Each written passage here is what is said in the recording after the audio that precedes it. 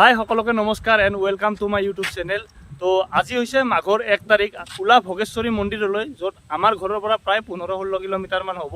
যিহেতু আমি বাইক লৈ যোৱা কথা আছিল, যিহেতু মোৰ লগৰ ল'ৰা কৈছে কি এখন গাড়ী লৈছোঁ, টমটম লৈছোঁ, তো আমি টমটমখনতে যাওঁ একেলগে। লগত ৰমেন আৰু তাৰে হৈছে এইখন টমটম, ই নতুনকৈ লৈছে। আৰু ইফালে আছে আমাৰ অবিনাশ আৰু ইফালে আছে বিকাশ। তো আমি গোটেইকেইটাই বৰ্তমান যাই আছোঁ ভোগেশ্বৰী মন্দিৰলৈ। এয়া আছে মোৰ লগত ৰমেন, আৰু ৰমেনে এইখন নতুনকৈ টমটম এইখন লৈছে। মানে দেখাত মানে এইখন ইলেক্ট্ৰিক অটো, এইখনৰ অলপ নৰ্মেল যিখিনি বেটেৰী গাড়ী আছে তাতকৈ অলপ এইখন দামী গাড়ী। মই থাকোঁ বাহিৰত, ই থাকে ঘৰত। এইখন টমটম নতুনকৈ লৈছে। আৰু আমাৰ যিখিনি মানে যুৱ প্ৰজন্ম আছে, নতুনকৈ যিখিনি ল'ৰা আছে, বহুতে মানে টমটম হওক কিবা হওক এইবিলাক গাড়ী চলাব বেপাৰ কৰিব লাজ কৰে। লাজৰ কথা নহয়, একচুৱেলি কাম কৰিব লাগে, কাম কৰাত একো লাজ নাই। এইখন টমটম লৈছে, ধুনীয়াকৈ এইখন টমটম লৈ বৰ্তমান ই চলি আছে। আৰু ই কেনেকৈ চলি আছে, কি কৰিব লাগে, অলপ টমটমৰ বিষয়ে ই ক'ব। তো ৰমেনে যিহেতু এইখন টমটম লৈছে, ৰমেন বৰ্তমান টমটম এখন লৈ বৰ্তমান সময়ত কেনেকৈ চলিব পাৰে এখন টমটম লৈ? চলিব পাৰি আৰু আমাৰ দিনটো 800 টকা 700 টকা থাকে আৰু ৰেগুলাৰ চলালে।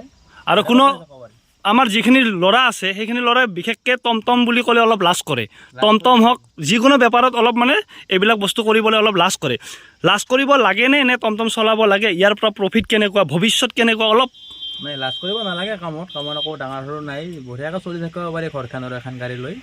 দিনটোত 700-800 থাকি যায় দিনটোত ৰেগুলাৰ। মোৰ বৰ্তমান এইখিনি আৰু বৰ্তমান ৰমেনে কৈছে এইখন গাড়ী লৈ সি ধুনীয়াকৈ দিনত 600-700 টকা কামাব পাৰে। এদিনত 600-700 টকা কমাব পাৰে এইখন গাড়ী দি। যিহেতু আমি কোনোবা কোম্পানীত হওক কিবাহত কাম কৰিলে আমাৰ মেক্সিমাম 15,000 পৰা 20,000 টকা দিব। তাতে আমি আৰু বেলেগৰ তলত কাম কৰিব লাগিব। তো ই বৰ্তমান নিস্বাধীন। ইয়াক ধুনীয়াকৈ এখন টমটম লৈছে, পাৰ ডে ইয়াৰ 600 বা 700 টকা ইয়াৰ পাৰ ডে ইনকাম। এই ইনকামেদি তোমাৰ চলাৰ কাৰণে বহুত বেছি ভাল, কোনো টেনশ্যন নাই। আৰু গাড়ীখন এনে এইবিলাক গাড়ীৰ দাম কিমান পৰে? এখনত 3.5 লাখ টকা 5 বছৰ গেৰাণ্টি আছে। এখন মহিন্দ্ৰাৰ গাড়ী হয়, গাড়ীখন বহুত ভাল, পিক আপো বহুত। আৰু ডাউন পে'মেণ্ট কিমান দিছিল? ডাউন পে'মেণ্ট মানে কেছ পইচাটো লগ গৈছে মোৰ গাড়ীখন। কোনো অসুবিধা মানে বেলেগ গাড়ীতকৈ বহুত বেছি ভাল। এখানে পিক আপ 65 উঠে, পিক আপো ভাল আৰু আৰাম, মানুহ চিটো আৰু আপুনি বহি গম পাইছে। ইয়াত চিটত বহি পেলাই বহুত বেছি ভাল। আৰু গাড়ীখনৰ দেখাত বহুত বেছিয়ে ভাল। ইয়াৰ আগৰ পিনেও চাব পাৰে গাড়ীখন বহুত বেছি ভাল। মানে দেখাত মানে বেটেৰী ই ৰিক্সাৰ দৰে নহয় গাড়ীখন। এইখন হৈছে ইলেক্ট্ৰিক অটো, তো চলাৰ কাৰণে ভাল, ইনকামো ধুনীয়া। আৰামত গুৱাহাটীলৈকে যাব পাৰে। 150 কিলোমিটাৰ মাইলেজ দিয়ে একবাৰ চাৰ্জ দিলে। ফাষ্ট চাৰ্জিং, গাড়ীখন 3 ঘণ্টাত ফুল চাৰ্জ হৈ যায়। বহুত আৰু সুবিধা আছে। কোম্পানী ইণ্ডিয়ান কোম্পানী মহিন্দ্ৰাৰ গাড়ী আমাৰ। যোনে মানে চলাব পাৰে, বেলেগত 10-15 হাজাৰ কাম কৰাতকৈ অলপমান 50,000 দিলে ওলাই যাব আৰামত। আৰু মান্থলি ভালকৈ কৰিলে 25,000 পৰা 20,000 টকা আৰামত আহি থাকিব। মানে 50,000 টকা দিলে ওলাই যাব এই গাড়ী। 50,000 1 লাখ 60,000 টকা দিলে ওলাই যাব। ৰমেনৰ দৰে ল'ৰা হ'ব লাগে, এনেহেনকৈ কাম কৰিব লাগে, কোনো লাজ নাই। আজি সি সিদিনালৈকে আমাৰ লগত এনেকৈ অ'ত ত'ত কাম কৰিছিলে। তো আজি সি নতুনকৈ এখন গাড়ী লৈছে, নিস্বাধীন, আৰু তলত কাম কৰিব লগা হোৱা নাই। ধুনীয়াকৈ কাম কৰিছে, ইনকাম কৰিছে, এতিয়া বিন্দাছ চলি আছে। ভিৰ ভোগেশ্বৰী মন্দিৰত যোৱাৰ কাৰণে আপোনালোকে পুৰা ৰাস্তা জাম হৈ গৈছে, পুৰা ৰাস্তা যাম। বৰ্তমান যাই আছোঁ পথাৰৰ মাজে মাজে। আৰু দফালৰ পৰা গাড়ীখিনি আহিছে, ইফালৰ পৰা গাড়ী দখিনি আহি মাজতে জাম হৈ গৈছে। এতিয়া কহৰ ৰাস্তা নাই। বৰ্তমান যাই আছোঁ ভোগেশ্বৰী মন্দিৰত। এইখন হৈছে দলং ইয়াৰে।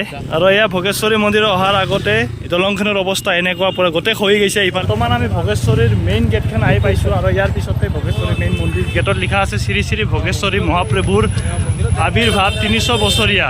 মন্দিৰৰ মেইন গেটখন ইয়াত লিখা। আমি আহিছোঁ বৰ্তমান ভোগেশ্বৰী মন্দিৰত। ইয়াত যিটো মন্দিৰ আছে, বিশেষকৈ 1, 2, 3 মাঘৰ এই 3টা দিনত বহুত বেছি ভিৰ হয় ইয়াত।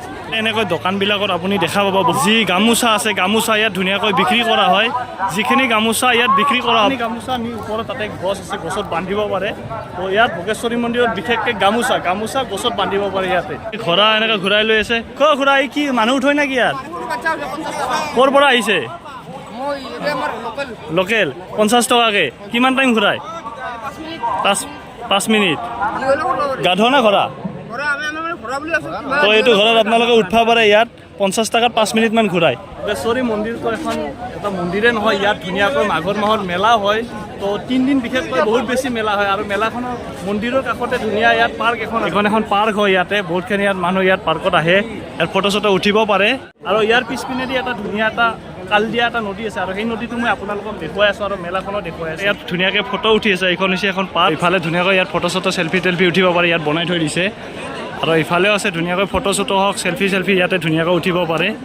তো ধুনীয়া একদম পৰিৱেশটো বহুত বেছি ধুনীয়া, গছ গছনি আছে একদম পুৰা, পৰিৱেশটো বহুত বেছি ভাল লগা আছে। মোৰ লগৰ কেইজন ভাই আগতে আহিছিলি নে নাই ইয়াতে? এবাৰ আহিছোঁ মই। তো আমাৰ ঘৰৰ পৰা বেছি দূৰ নহয়, আগতে আহিছিলে না আগতে? বা আহিছিলে নাই দুবাৰ আহি গৈছোঁ। তো আগতে দুবাৰ তিনিবাৰ আহিছে ইয়াত জুবিন দা আছে তো জুবিন দাকো চাব আহিব পাৰে আপোনালোকে যদি আহে আৰু এইটোৱে হৈছে সেই ভোগেশ্বৰী মন্দিৰ যিটো মন্দিৰত বহুত বেছি মানুহৰ এনেকৈ ভিৰ লাগে আৰু যিবিলাক গামোচা আছিলে এইবিলাক গামোচা ইয়াত আপোনালোকে আহি ধুনীয়াকৈ মনৰ কথাটো কৈ পেলাই ইয়াত বান্ধি দিব পাৰে আৰু ইয়াত এনেকৈ চাকি বন্তি ধুনীয়াকৈ জ্বলাব পাৰে আৰু এইফালে মানুহৰ বহুত বেছি ভিৰ আছে মন্দিৰটোত ইয়াত থালিত পায়সবিলাক বনাই আছে তো কিমান থালি যায় নাজানো কিন্তু বহুত বেছি ইয়াত পায়স এনেকৈ লাগিব ইয়াত পায়স বনাই আছে আৰু ইফালে পায়সবিলাক ভক্তবিলাকক এনেকৈ দি থকা হৈছে তো হাজাৰ হাজাৰ ভক্তৰ এনেকৈ সমাগম হৈ আছে আৰু এনেকৈ পায়স পূৰা এখেতসকলে এনেকৈ পায়স কণ্টিনিউ এনেকৈ দি আছে মন্দিৰৰ পিছপিনে তো এইটোৱে হৈছে সেইটো কালদিয়া নদী যিটো নদী মন্দিৰৰ পিছপিনে দিয়ে এইটো কালদিয়া নদী আৰু এই নদীটোৰ পৰা আপোনালোকে যদি সেই পিনে চাই ভোগেশ্বৰী মন্দিৰটো চালে তাৰপিছত আমি শিৱ মন্দিৰটোৰ ওচৰলৈ যাম তাৰ পৰা আপোনালোকক পৰিৱেশটো দেখুৱাই থাকিম যিহেতু এই মন্দিৰৰ কাষতে ডাঙৰকৈ মেলা হয় আৰু বৰ্তমান আমি গৈ আছোঁ মেলাৰ পৰিৱেশ আপোনালোকে চাব পাৰে বহুত বেছি দোকান পূৰা এনেকৈ দিনতে ইয়াত বহুত বেছি মানুহ হয়